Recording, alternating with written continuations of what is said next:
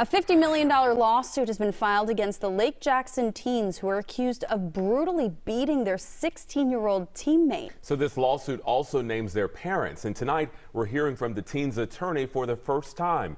Fox 26's Gabby Hart has been following this story, and she joins us live. And Gabby, I understand the attorney is saying that more names could now be added to the lawsuit.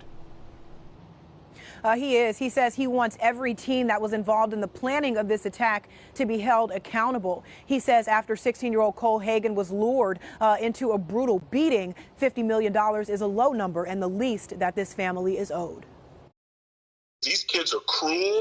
These kids are mean, and they deserve the full extent of the law. Those words from personal injury attorney Lauren Klitzis. He's representing the family of 16-year-old Cole Hagan, and he's filed a lawsuit requesting $50 million in damages after Hagan was brutally beaten outside of a house party in Lake Jackson on December 3rd. Based on what we know so far and based on the actions of the defendants, that number may be too low. Named in the lawsuit, 17-year-old Reed Mitchell, who's accused of being the actual attacker, and his parents.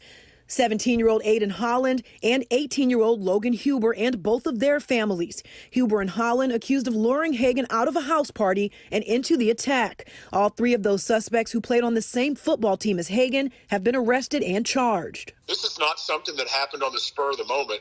We think that we're going to be able to prove that this was in planning for days and days and days. The attack left Hagan bleeding in the street. He spent weeks in the hospital, had to be placed on a ventilator, and suffered a serious brain injury. The high school football player won't ever be able to play sports again and has years of physical and speech therapy ahead. His medical bills are well over $1 million.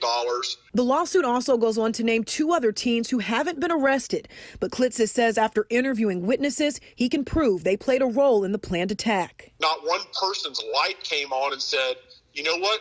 We better not do this. And lastly, the lawsuit names the owner of the home on Cherrywood Court where the attack happened, citing negligence and stating that alcohol was provided to some of the minors involved. Now an update on Cole Hagan. He is doing better and making progress. He was actually released from the hospital and able to spend Christmas and New Year's Eve with his family, but obviously a long road of recovery both emotionally and physically ahead for him. We plan to follow this story closely and bring you all of your updates right here. For now, I'm reporting live, Gabby Hart, Fox 26 News.